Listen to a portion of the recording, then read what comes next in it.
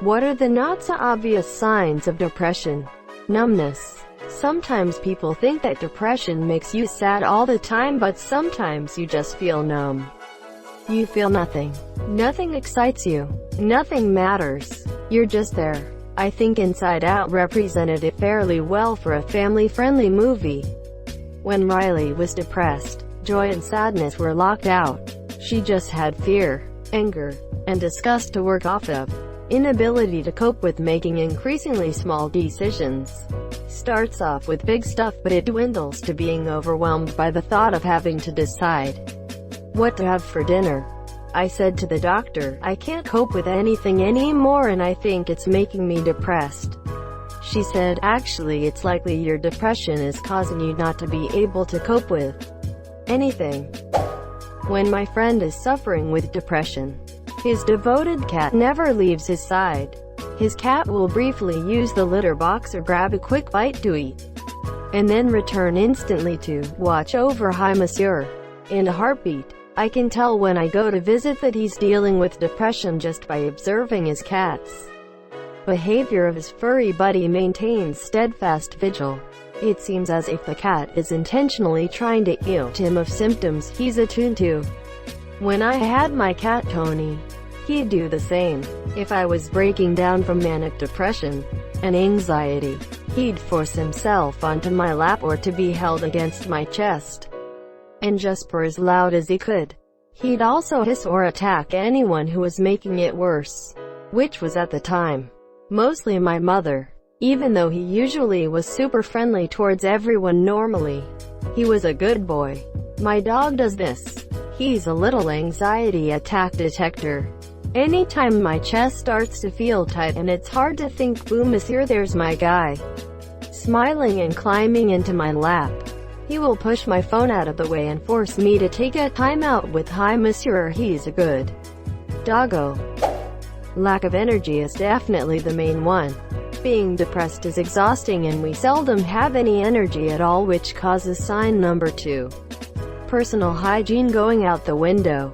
Going days without bathing, brushing hair, brushing teeth, etc. A similar thing is house bedroom tidiness.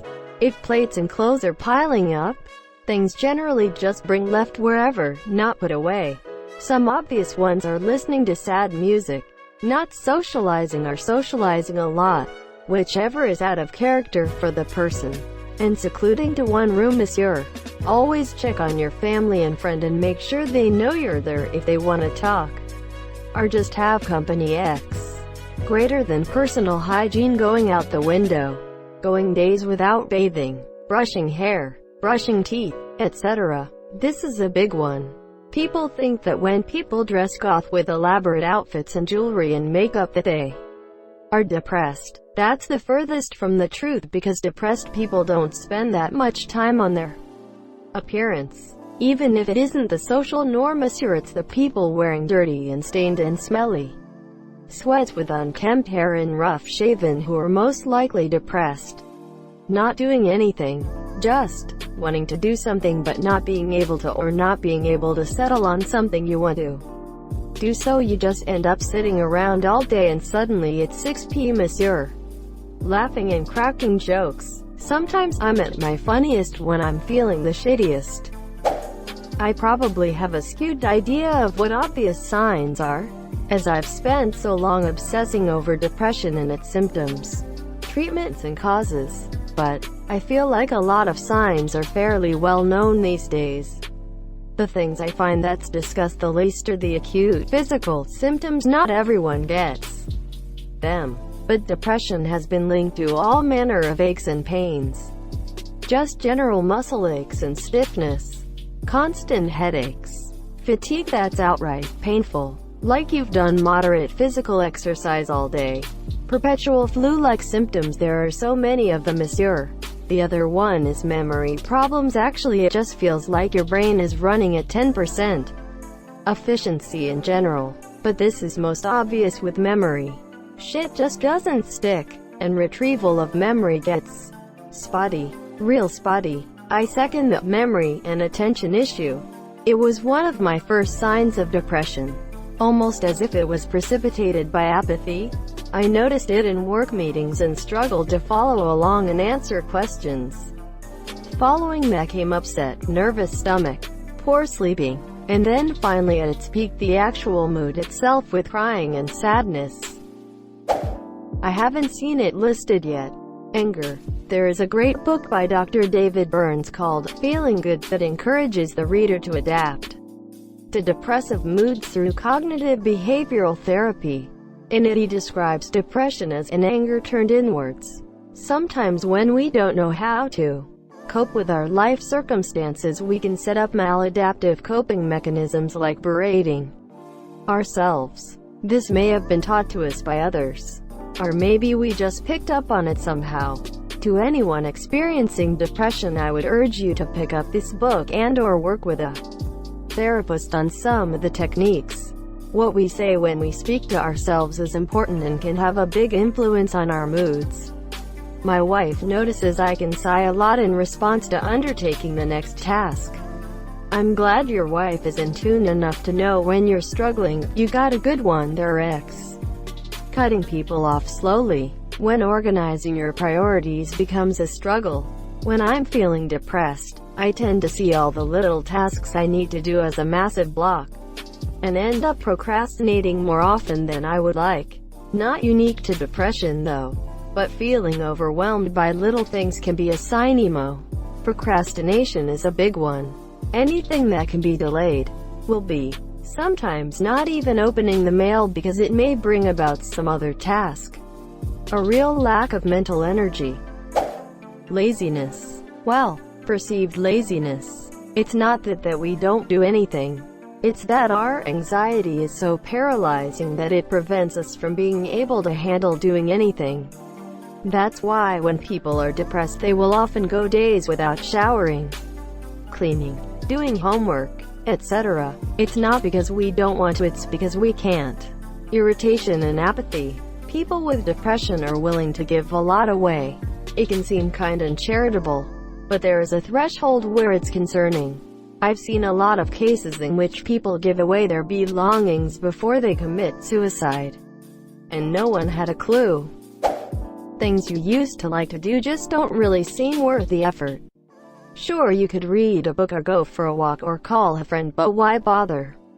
Just turn on the TV and veg out all day. That mentality is a very strong sign of depression. The things that you were interested in for a reason. And if the spark in your life has dimmed and you don't have the energy to pursue them anymore, then you're probably experiencing depression. Indifference to things you used to care about, especially personal issues. My wife recently said I seemed resigned in everything. Everything is meh. Having depression myself, I find I laugh more than I should and I laugh at things I shouldn't. Cheerfulness. If someone has been withdrawn and quiet and then is suddenly cheerful, please intervene and make sure they're okay. It sometimes means they've been struggling with immortal decisions and the cheerfulness shows the decision has been made and the weight is lifted. They're cheerfully saying goodbye to folks. I was suicidal for a while and experienced this. It's an almost angelic atmosphere. It's frightening to think how at ease it made me feel. Laughing too damn much at something that's barely even hilarious. Being a people pleaser. While this can have other causes such as trauma, it often goes hand in hand with depression. Have a friend who will do nearly any favor you ask. Maybe a relative that always asks what you want for dinner and rarely opposes or contributes to the conversation. Know anyone who listens a lot but doesn't seem to engage, or if they do is almost always very agreeable. These could all be potential secondary signs of depression, even if they aren't caused by it. I can think of no one who has experienced trauma who hasn't struggled with depression on some level. For me, it's apologizing for my existence or just assuming I'm an annoyance to everyone. Texting or calling someone with a question and saying, "Sorry to bug you," or "I don't mean to interrupt you. I'm sure you're in the middle of something cool, important, fun." Posting something on social media and then going back to delete it not long afterward because I figure people look at it and think I'm annoying, exhausting. Stepping aside for other people at the store. or just leaving altogether, instead of continuing to peruse what I was looking at because I'm just in everyone's way. Even though I purposely went to that store to find that thing. Turning down invitations to do stuff. Not because I don't want to go, but because I figure they probably just asked me out of obligation, politeness. The list goes on and on. But basically if someone acts like they're a burden, asterisk, it's because they think they are asterisk. There's a huge loss of self-confidence and self-worth that comes along with depression. I do all of these when I'm depressed, and they definitely let up when my mental health is a little better. Needing distance. When I'm going through an uptick or a rough period, I get incredibly distant from the people around me. I am very much into my weekly routine, so it isn't hard to notice when I break the routine because I'm struggling. The problem is that no one can tell I'm struggling because I do a great job of covering it up. Loss of interest in sex, sleeping too much, and lack of energy. Making believable excuses not to go somewhere. Talking quieter, not eating, being shy, and wearing dark baggy clothes. Sometimes it's the little things that you need to notice, so you can make sure next time you catch them being depressed early. I also tend to write smaller and don't talk at all. I would go hours without talking. Hard to smile in pictures. Smiling in general is very difficult for me. I've been avoiding my family because I don't feel okay. And at one point my mother told me that it wasn't okay for me to sit in a room alone and isolate myself from my family. She stated that I had no reason to be anxious and that I wasn't depressed. I don't know what to say here. I eat once a day and it's dinner because I have no way to avoid it. I hardly talk IRL. I try to be positive when I see negative emotion because I don't want to show my less agreeable side to others. Honestly, what others don't usually talk about is how often you'll try to focus on another person's issues to avoid your own. Greater than honestly, what others don't usually talk about is how often you'll try to focus on another person's issues to avoid your own. Yes, that's absolutely true. When you feel hopeless about your own life, helping others can give you a sense of relief. I don't think it's a bad habit actually, as long as you don't totally forget yourself in the process. There's a cool game on Steam called Kind Words where you can send virtual letters to strangers who might need some support. And I think that it's a good way to do something positive if you don't feel like going outside. And your mom should acknowledge your actual mental health because family support can be a huge deal. If you suggest that you would like to see a therapist that could open up the dialogue maybe. Anyway, I hope that the things will get better for you. Take care. Thank you so much for watching and have a good day.